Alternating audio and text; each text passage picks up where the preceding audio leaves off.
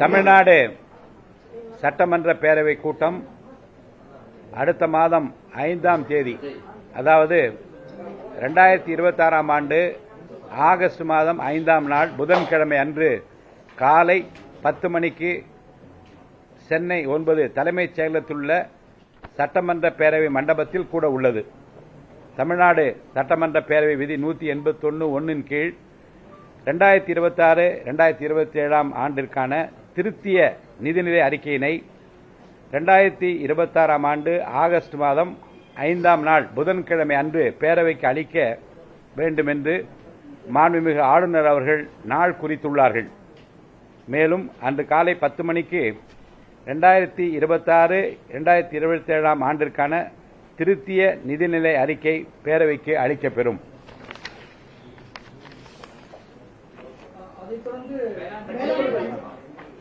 அதற்கு அடுத்த நாள் வேளாண்மை பட்ஜெட் தாக்கல் செய்யப்படும்.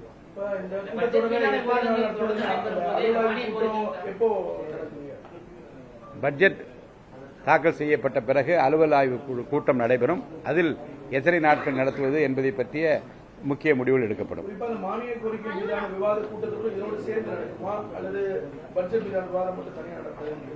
சேர்ந்து நடக்கும். தொடர்ந்து நடைபெறும்.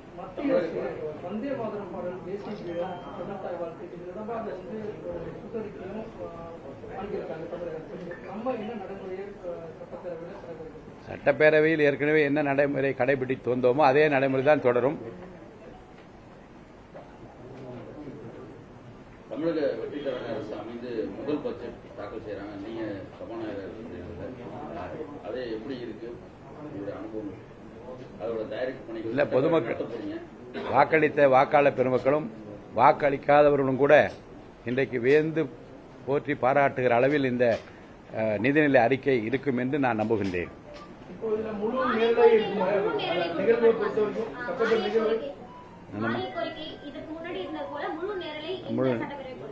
முழு நேரலை தான் இருக்க வேண்டும் என்று நாங்கள் அறிவுறுத்த உள்ளோம்.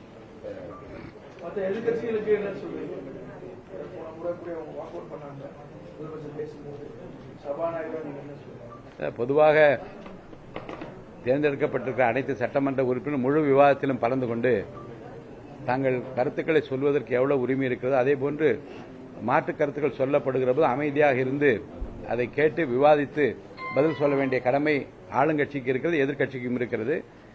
இந்த முறையும் அந்த வகையில் சபை அமைதியாக நடைபெற வேண்டும் என்று நான் விரும்புகின்றேன். சட்டமன்ற உறுப்பினர் ஒருத்தர் கைது செய்யப்பட்டிருக்காரு, அது தொடர்பாக உங்களுடைய கருத்து? உங்ககிட்ட அனுமதி வாங்கினீங்களான்னு போலீஸ் கேட்கறாங்க. ஸ்பீக்கர்கிட்ட கேட்டு தான் எனக்கு கைது பண்ணணும்னு சொல்றாங்க. அப்படி உண்மையாக விதிப்படி ஸ்பீக்கர்கிட்ட தான் கேட்கணுமா? ரெண்டு முறை 3ஆம் முறையாக சட்டமன்ற உறுப்பினராக வந்திருக்கின்ற மாண்புமிகு சட்டமன்ற உறுப்பினர் மான்கேண்டன் அவர்கள் கைது செய்யப்பட்டிருக்கிற செய்தி குறிப்பு எங்களுக்கு வந்திருக்கிறது. அது எல்லாம் செய்தி குறிப்பாக மற்ற சட்டமன்ற உறுப்பினர்களுக்கு நாங்கள் அறிவிக்க இருக்கிறோம்.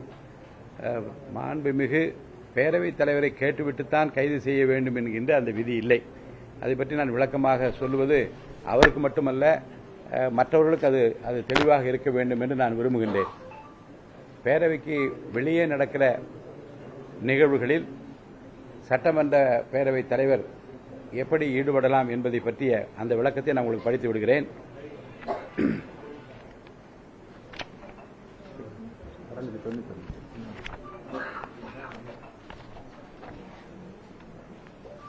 பேரவையின் அமைப்பு எல்லைக்குள் நீதிமன்ற கட்டளைகளை உறுப்பினர்களுக்கு சேர்ப்பித்தலும் கைது செய்தலும் 291வது விதி.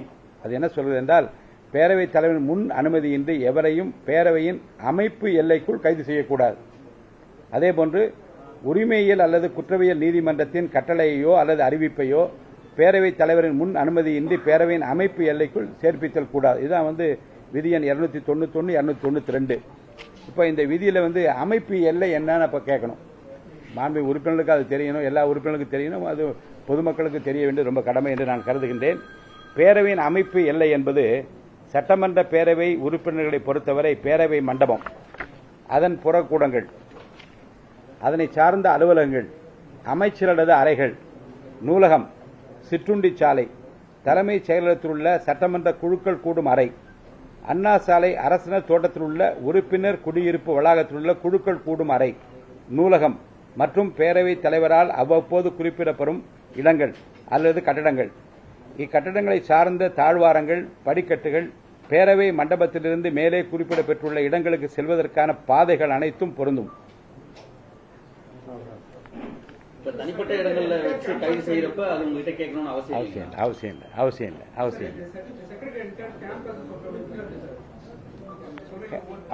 ஆமா entire camp, yes, whatever I mentioned is இதுதான் அந்த விதியில தெளிவாக குறிப்பிடப்பட்டிருக்கிறது.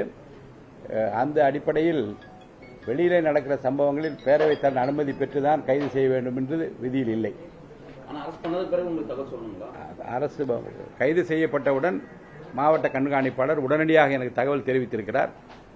24 மணி நேரத்திற்கு மேலாக அவரை காவலில் வைத்திருக்க வேண்டிய நிலைமை ஏற்பட்டால் நான் அதை மற்ற மாண்புமிகு சட்டமன்ற உறுப்பினர்களுக்கு முறையாக தகவல் தெரிவிக்க வேண்டும். அந்த வகையில் இந்த உறுப்பினர் கைது செய்யப்பட்டிருக்கிற தகவலும் மற்றவர்களுக்கு தெரியப்படுத்தப்படும். தொடர்ச்சியாக நேற்று கூட அமைச்சர் வன்னியரசு சபாநாயகர் இதுல விவகாரத்தில் நடவடிக்கை எடுக்கணும், அவர் முதலமைச்சர் அவதூறா பேசின விவகாரத்தில் அப்படின்னு கோரிக்கை வச்சிருக்காரு.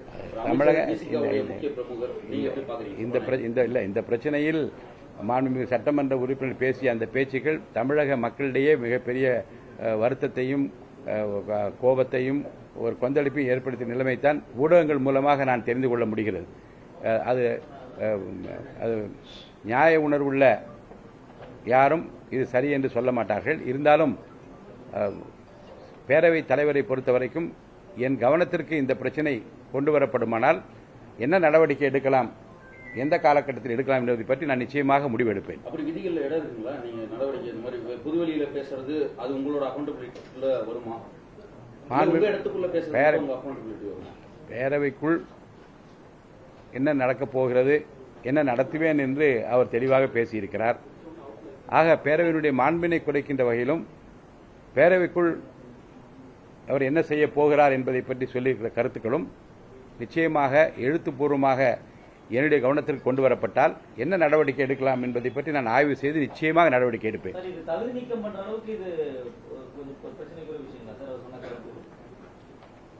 என்ன நடவடிக்கை என்பதை பற்றிய முடிவு நான் சொல்ல இயலாது. என்னிடம் அது பற்றி புகார் வர வேண்டும்.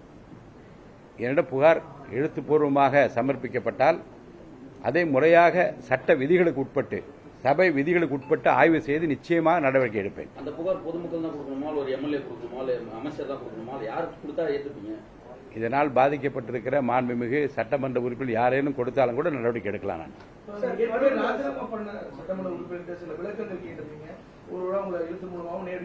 ஆமா, அது இன்னும் தொடர்ந்து கொண்டிருக்கிறது. எழுத்துப்பூர்வமாக 4 உறுப்பினரிடமிருந்து பதில் பெறப்பட்டு அது மனு அளித்திருக்கிற, புகார் அளித்திருக்கிற மாண்புமிகு சட்டமன்ற உறுப்பினர் எடப்பாடி பழனிசாமி அவர்களுக்கு அனுப்பப்பட்டிருக்கிறது. அவரிடமிருந்து பதில் கடிதம் எதிர்பார்த்துக் கொண்டிருக்கிறோம். இந்த விசாரணைகள் தொடர்ந்து கொண்டிருக்கிறது. சட்டசபை கதவெல்லாம் மூடிட்டு தான் பேசணும் அப்படின்னு சொல்லியிருக்காரு. எதிர்கட்சிகள் சட்டசபையோட ஜனநாயகத்துக்கு எதிரான ஒரு கருத்தை அவர் சிஎம் சொல்லியிருக்காரு. உங்களோட கருத்து என்ன சார்? அப்படி கதவெல்லாம் மூடிட்டு பேசுறதுக்கான அனுமதி விதிகள் இடம் இருக்கு. அதாவது நீங்க ஒவ்வொரு வரைக்கும் ஒவ்வொரு வார்த்தைக்கும் ஒருவருடைய பேச்சு விளக்கம் கேட்கக்கூடாது. என்னன்னா வெளியேறாமல், அதாவது ஒரு கருத்தை சொல்லிவிட்டு அதற்கு பதில் கிடைக்கும் வரை காத்திராமல் சட்டமன்ற உறுப்பினர்கள், மாண்பு உறுப்பினர்கள் வெளியேறுவது பொதுவாக யாரும் ஏற்றுக்கொள்ள முடியாத ஒன்று. அந்த வகையில் மாண்பு உறுப்பினர்கள் இருந்து பதில் சொல்வதை கேட்க வேண்டும் என்று அதைத்தான் வலியுறுத்துகிறார் என்றுதான் எடுத்துக்கொள்ள வேண்டுமே தவிர லிட்டரலா கதவை பூட்ட சொல்றார் என்ற அர்த்தத்தில் எடுத்துக்கொள்ளக்கூடாது. மாண்பு உறுப்பினர்கள் பதில் சொல்லுகிற போது குற்றச்சாட்டு சொன்னவர்கள், குறை கூறியவர்கள், அவர்கள் நிறைவாக பதில் சொல்லப்படுகிற போது அந்த பதிலையும் கேட்க வேண்டும் என்கிற ஆர்வத்தில் தான் பேசியிருப்பதாக எடுத்துக்கொள்ள வேண்டுமே தவிர அது லிட்டரலாக கதவை பூட்டிவிட வேண்டும். அவர் சொல்லுகிற அர்த்தம் என்ன அர்த்தம் என்றால் இருந்து உட்கார்ந்து பதிலை கேளுங்கள் என்றுதான் எடுத்துக்கொள்ள வேண்டும். சட்டப்பேரவைக்குள்ள இருக்கக்கூடிய சட்டமன்ற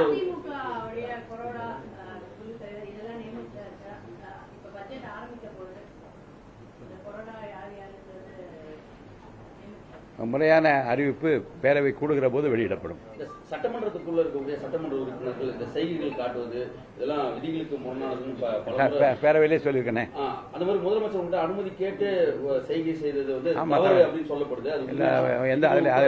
அதில் எந்த தவறும் இல்லை. விதிகளுக்கு உட்பட்டு தான் அது நடந்திருக்கிறது. இதே மாதிரி எதிர்க்கட்சி சட்டமன்ற உறுப்பினர்களும் உங்ககிட்ட அனுமதி கேட்டு அவங்களும் இந்த மாதிரி செய்கை செய்ய கேட்டாங்கன்னா அனுமதிக்க முடியும். என்ன செய்கை செய்ய போகிறார் என்பது எனக்கு தெரிந்திருந்தால் அனுமதி அளிப்பதா அளிக்கக்கூடாது என்று நான் முடிவெடுப்பேன்.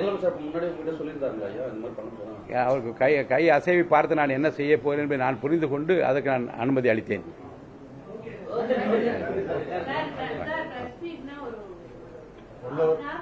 முன்னாடி சொல்லி